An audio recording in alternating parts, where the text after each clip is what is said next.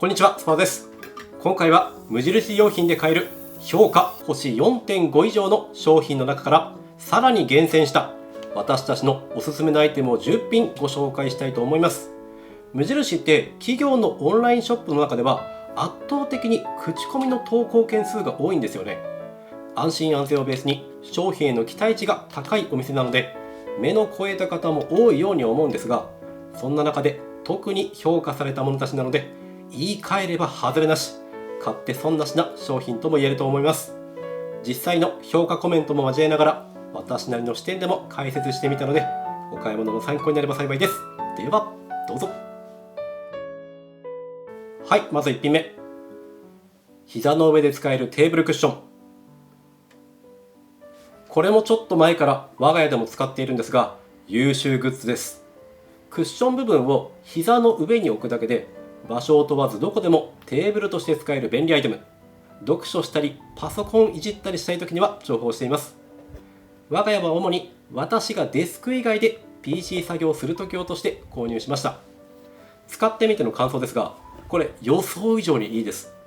強いて言えばもう少しテーブルに置く気があればよりいいなって私は感じましたが、反面コンパクトで必要以上に場所を取らないサイズ感なのはグッド。天板とクッション部分はマジックテープでくっついているので汚れてもカバーが外せて綺麗を保てるのも安心です。天板はパイン材仕様で色味も明るく木目も自然な感じなので角に安っぽい感じはないですね。中の詰め物は発泡ビーズが入っているので足の形に沿ってクッションが変形してくれる分、足を乗せた上でグッと押し付けると結構安定するんです。コメントにはマジで QOL 爆上がり、今年買ってよかったベスト3に入るみたいな興奮されたコメントの他に、なるほどなぁと思ったのが車の中でまたは車椅子を使っている方も重宝してますというもの。お弁当を食べたり何か書き物したりというシーンで重宝する旨のコメントがあるほどに家以外での用途も広がる汎用性の高いアイテムとも言えそうです。最近我が家ではこれを娘が引っ張り出してきてチルタイムに使っていたりもします。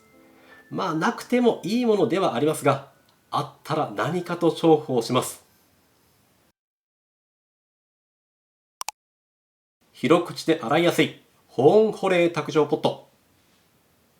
ご自宅やシーンを選ばないシンプルデザイン、温度のキープ力、管理のしやすさなどが特に評価されている保温保冷どっちにも使える傑作ポットです。これ 0.8 リットルもあるんですけど、評価 4.5 を超えているのはこちらの 1.3 リットルの方なのでご注意ください。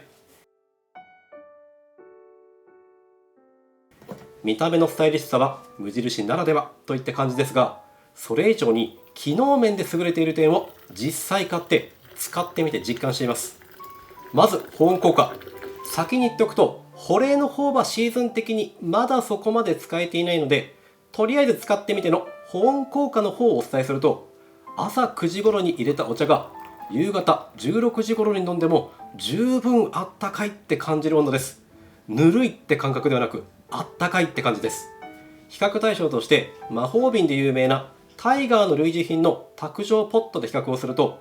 10時間経過後の保温効力がタイガーが66度以上と記載がある中で、無印の方は68度以上と微妙に上回っている点を鑑みるとスペック的には十分です。我が家これの小さい方もあってサイズ感的にはこんな感じで、今夜中の2時で前の日の朝8時頃にこれにルイボスティー入れたんですけど、これ多分見えないと思うんですけどかすかに湯気が出るんですよね。それほどまでに温かさキープしてくれるんです。すごくないですか？あと使い勝手、お手入れのしやすさでいうと口が広いのでとにかく洗いやすいですし、保冷するときは氷もガバガバ入れられるのでその辺のストレスは皆無。あとは口の広さが無印のステンレスドリッパーのサイズとぴったんこなのでそのまま入れたてのコーヒーを落とすこともできます。また蓋も結構細かめに分解できるので衛生的に使える点もグッド。口コミを見ていると保温力、使いやすさの高評価をはじめ2人暮らしにちょうどいい。サイズ迷ったけど大きい方にして正解。夜21時に入れても朝まで温かい。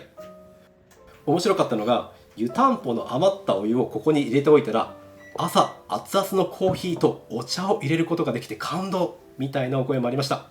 卓上に置いておけばわざわざお湯を沸かしに行く手間もなくなりますよね。穀物の茶、国産大豆の黒豆茶。そんな傑作ポットで作ったのが評価 4.7 の黒豆茶。去年の10月頃に出た新商品なんですが、これマジで美味しいです。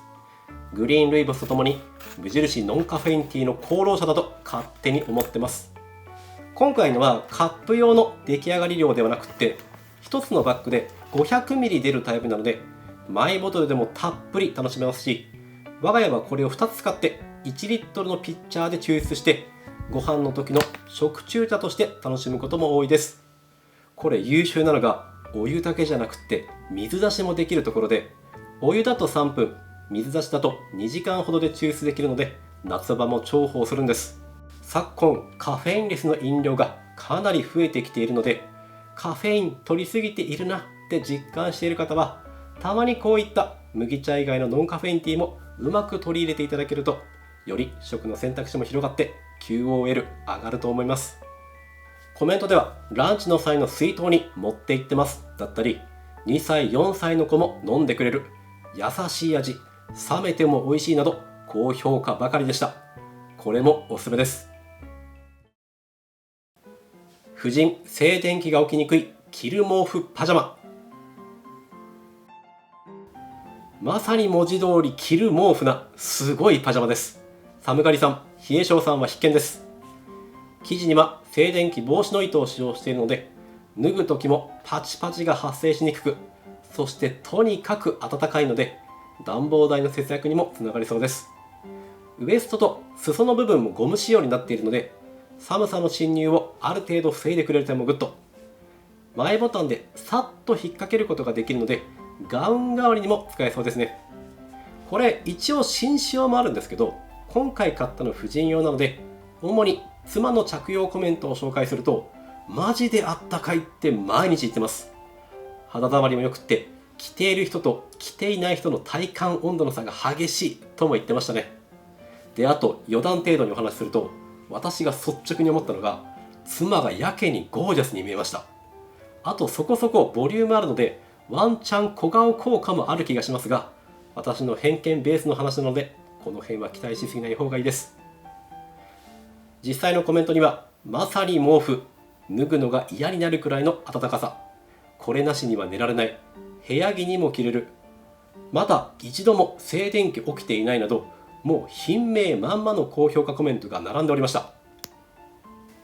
強いて言えばのところを補足すると、ポケットはパンツに欲しいだったり、襟がない方が寝苦しくない的なコメントもありましたが、まあ大多数が言っている感じでもないですし、逆に襟あることを評価されている方もいたので、この辺は個人の判断でっていう感じです。私は体温高い人間なので、こういうちょっとあったかすぎるパジャマ、逃げ場がなくて嫌なんですけど、女性中心に冷え性の方多いと思うので、そういった方、まずは店頭で触り心地だけ見てみてほしいです。妻はこれない日はなんだか不安とまで言っていたほどに激推ししていました。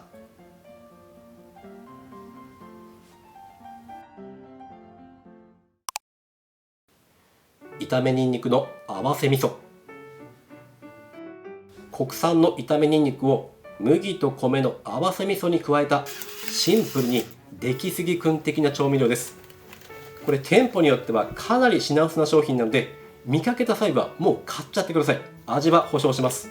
生野菜のディップや炒め物の味付けにも使えるようで、予想以上に汎用性あります。甘めの味付けではあるんですが、甘すぎないキレのいい甘さがいいですね。主成入ってはいるんですけど、化学調味料なんかは使っていない分、変に舌に残る感じもないです。今回は妻作のサムギョプサル風にして食べてみます。ちょっとした映え意識で豚バラブロックそのまま蒸しましたが、時間ない方はカットしてから蒸してください。ちなみに添えているのは成城石井のナムルセット。味噌だれの前にせいろってすごいなって思ったのが、余分な油の落ち具合、ちょっと店には抵抗あるほどに油ギットギトに落ちました。サンチュの上に豚バラ肉とお好みの野菜やナムルを乗せて食べたんですが、これすごい美味しいです。麦味噌と米味噌のちょっと風味の違った甘すぎない甘みと、強すぎず弱すぎずなニンニクの風味が絶妙で、脂身の多い豚バラ肉に負けない力強い旨味を感じます。人参など蒸し野菜との相性も抜群にいいので、お肉と一緒にぜひいろいろな野菜を蒸しちゃってください。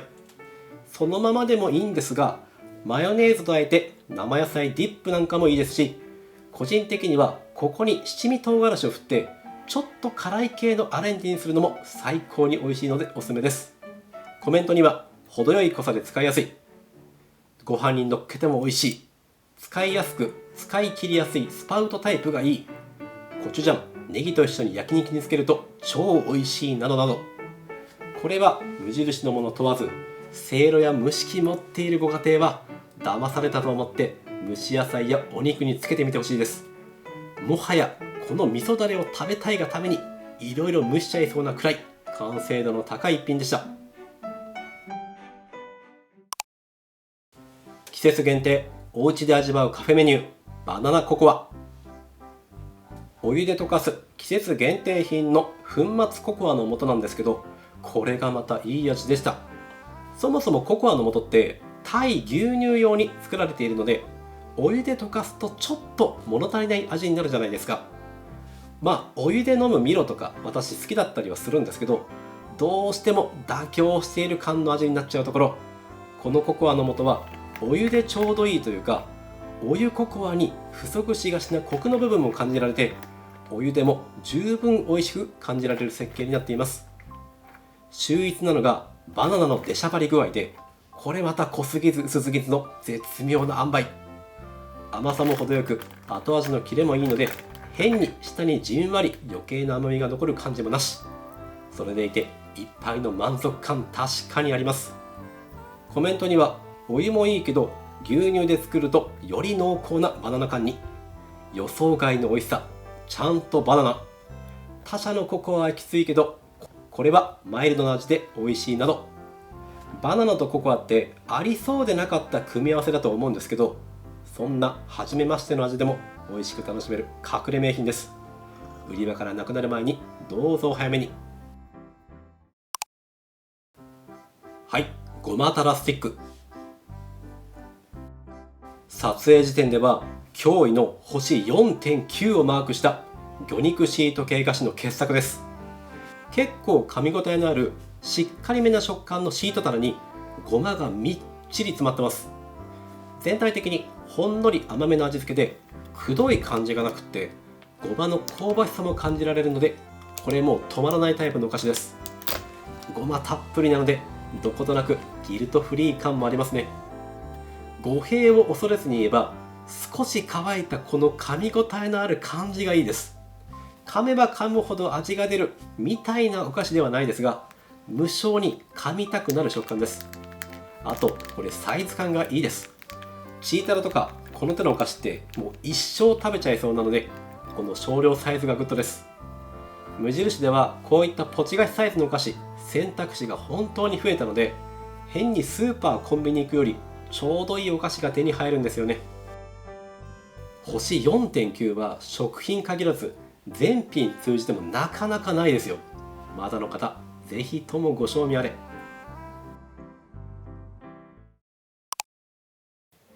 世界のお菓子、オペラケーキ。